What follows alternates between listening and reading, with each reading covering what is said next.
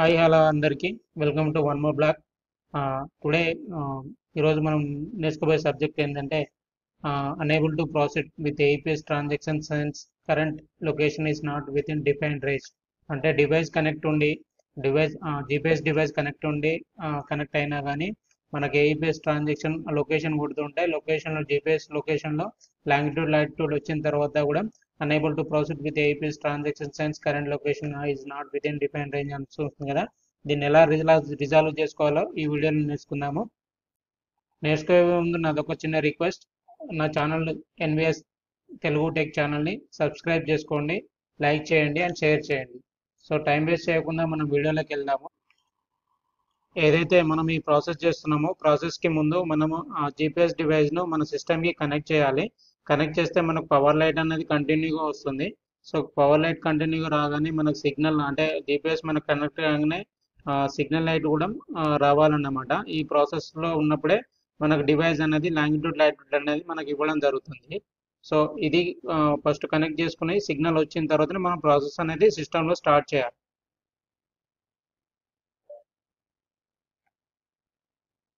So already మనకు అక్కడ device connect అయింది కదా. సో కనెక్ట్ అయింది కాబట్టి మనం ఇక్కడ క్యాష్ విత్డ్రాల్ చేసుకోవాలి. క్యాష్ విత్డ్రాల్ చేసుకోగానే మనకి ఇక్కడ కనెక్షన్ అని చెప్పేసి GPS location required for APS transaction అని వచ్చింది కదా. సో ఇక్కడ కనెక్ట్ చేసుకోవాలి.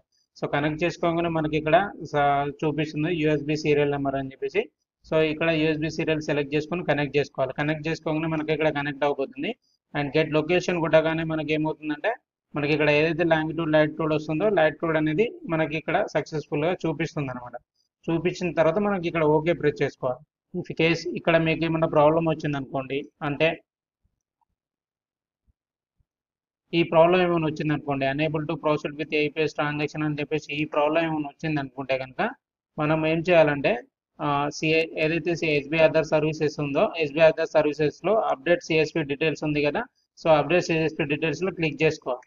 సో క్లిక్ చేసుకోగానే మనకి ఇక్కడ ఈ సిఎస్పి డీటెయిల్స్ అన్ని ఓకే ఉన్నాయా లేదా చెక్ చేసుకోవాలి. అండ్ పర్సనల్ డీటెయిల్స్ ఏమైతే ఉన్నాయో పర్సనల్ డీటెయిల్స్ కూడా ఏమైనా ఉన్నాయా, ఇంకేమైనా ఎడిట్ చేయాల్సింది ఏమైనా ఉందా లేదా అనేది చెక్ చేసుకొని ఎడిట్ చేసుకునే ప్రాసెస్ ఉంటే ఎడిట్ చేసుకోండి. అండ్ లొకేషన్ డీటెయిల్కి వచ్చేస్తే మనకి ఇక్కడ చూపిస్తుంది చూడండి, లాటిట్యూడ్ ఆఫ్ సిఎస్పి అని చెప్పేసి. సో లాంగిట్యూడ్ ఆఫ్ సిఎస్పి అని చెప్పేసి చూపిస్తుంది కదా. సో ఇక్కడ చూపిస్తుంది చూడండి. సో ఇది లాటిట్యూడ్ అండి. సో ఇది వచ్చేసి లాంగిట్యూడ్ అన్నమాట. సో ఇది వచ్చి లాంగిట్యూడ్.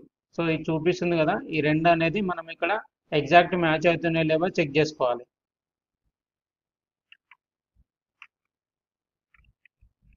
సో ఇక్కడ ఎగ్జాక్ట్ మ్యాచ్ అవుతున్నాయో చూసుకోండి. ఇక్కడ 18.0876 అని ఉంది కదా. సో 18.0876. సో ఇక్కడ 78.8561 ఉంది కదా. సో 78.8162. సో ఇది మ్యాచ్ అవుతుందా లేదా చెక్ చేసుకోవాలి. ఒకవేళ మ్యాచ్ కాలేదనుకోండి, ఇక్కడ ఎర్రర్స్ ఉంటే కనుక సింగిల్ డిజిట్స్ ఏమైనా ఉంటే కనుక మనం ఇక్కడ ఎడిట్ చేసుకోవాలి. ఎడిట్ చేసుకున్న తర్వాత కంప్లీట్గా మనం సిఎస్పి డీటెయిల్స్ పర్సనల్ డీటెయిల్స్ అన్నీ మ్యాచ్ అయిన తర్వాత ఒకవేళ ఇక్కడ మీకు పాన్ వెరిఫికేషన్ అని వచ్చింది అనుకోండి, ఈ ప్లేస్లో మీకు పాన్ వెరిఫికేషన్ అని ఉంటే వెరిఫై చేసుకోండి. అంటే వెరిఫై చేసుకునే ముందు ఏం చేయాలంటే మనకు కంపల్సరీగా మన ఏదైతే సిఎస్పి నేమ్ ఉందో నేమ్ అనేది యాజ్ పర్ పాన్ ప్రకారం ఉండాలన్నమాట. యాజ్ పర్ పాన్ ప్రకారం ఉంటేనే మనకి వెరిఫికేషన్ అనేది పాన్ వెరిఫికేషన్ అనేది సక్సెస్ఫుల్గా అవుతుంది. సో పాన్ వెరిఫికేషన్ సక్సెస్ఫుల్ అయిన తర్వాత మనకి కిందికి వస్తుంటే కనుక ఇక్కడ సబ్మిట్ అని ఉంది కదా. ఇక్కడ సబ్మిట్ అనే ఆప్షన్ కనిపిస్తుంది కదా. ఈ సబ్మిట్ అనేది క్లిక్ చేసుకోవాలి. సబ్మిట్ అనేది క్లిక్ చేసుకోగానే మనకు సబ్మిట్ చేసుకోగానే మనకు your details are already captured and pending for approval, please contact BC upload. అంటే మన బీసీ వాళ్ళని కాంటాక్ట్ చేయాలి.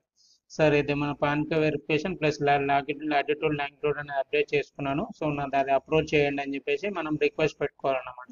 సో రిక్వెస్ట్ ఓకే అయిన తర్వాత మీరు సో అప్డేట్ అయిన తర్వాత మనం ఏం చేయాలంటే మన ఏదైతే కీబోర్డ్లో ఉందో కీబోర్డ్లో control shift plus delete,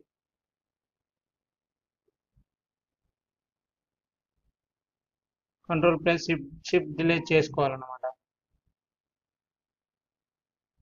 control shift delete.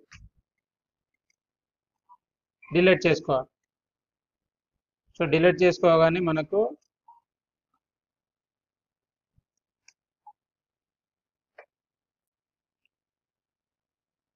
So ఈ ఆప్షన్ అనేది అపీర్ అవుతుంది. సో ఆ ఆప్షన్ అపీర్ అయినప్పుడు మనం ఇక్కడ ఆల్ టైమ్ ఉందా లేదా లాస్ట్ అవర్ ఉందా 24 అవర్స్ ఏముందో అది ఆల్ టైమ్ సెలెక్ట్ చేసుకోండి. ఆల్ టైమ్ సెలెక్ట్ చేసుకొని బ్రౌజర్ హిస్టరీ టిక్ ఉండాలి, డౌన్లోడ్ హిస్టరీ టిక్ ఉండాలి, కుకీస్ అండ్ దానికి సంబంధించింది అండ్ అదర్ డేటా సంబంధించిన టిక్ ఉండాలి. పాస్వర్డ్ సంబంధించి నేను వదిలేస్తున్నాను, ఎందుకంటే నేను పాస్వర్డ్ డిఫాల్ట్గా సేవ్ చేసుకున్నాను కాబట్టి.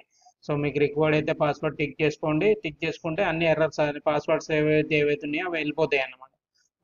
అండ్ ఆటోఫిల్ డేటా ఏదైతుందో అది టిక్ చేసుకోవాలి. సైట్ పర్మిషన్ ఏమైనా ఉంటే సైట్ పర్మిషన్ మీకు అవసరం అనుకుంటే టిక్ చేసుకోవచ్చు, లేదంటే లేదు. సో ఆల్ టిక్ చేసుకున్న తర్వాత ఇక్కడ క్లియర్ నవ్ చేసుకోవాలి. సో క్లియర్ నవ్ చేసుకోగానే ఆటోమేటిక్గా క్లియర్ అయిపోతుంది. ఇది ఎడ్జ్లో చూపిస్తున్నాను మీకు. సో ఇక్కడ మళ్ళీ ఏదైతే ప్రాసెస్ ఉందో ప్రాసెస్ మొత్తం కంప్లీట్గా మనం సైన్ అవుట్ చేసుకోవాలి. సో సైన్ అవుట్ చేసుకొని మనం రీలాగిన్ చేసుకోవాలి. సో రీలాగిన్ చేసుకోగానే మనకు ఆటోమేటిక్గా లాగిన్ అయిపోతుంది సక్సెస్ఫుల్గా. సో లాగిన్ చేసుకున్న తర్వాత మళ్ళీ మనం కొత్త కేస్ యాప్ ఓపెన్ చేసుకొని క్యాష్ విడ్రాల్ సెలెక్ట్ చేసుకోవాలి. సార్ క్యాష్ విడ్రాల్ కాదు, నేను మినీ స్టేట్మెంట్ చెక్ చేస్తాను. సో మినీ స్టేట్మెంట్ అనే క్యాష్ విడ్రాల్ అనేది ఇక్కడ కనెక్ట్ చేసుకోవాలి. కనెక్ట్ చేసుకున్న తర్వాత గెట్ లొకేషన్ కొట్టాలి. గెట్ లొకేషన్ కొట్టిన తర్వాత లాటిట్యూడ్ అండ్ లాంగిట్యూడ్ వచ్చింది కదా, సో ఓకే చేసుకోవాలి. సో ఇది ప్రాసెస్. సో మీ వీడియో మీకు నచ్చిందని ఎక్స్పెక్ట్ చేస్తున్నాను. సో కంప్లీట్గా చూసిరని కూడా మేము ఎక్స్పెక్ట్ చేస్తున్నాను. అండ్ నా వీడియోని సబ్స్క్రైబ్ చేసుకొని లైక్ చేసి షేర్ చేయండి. Thank you for watching.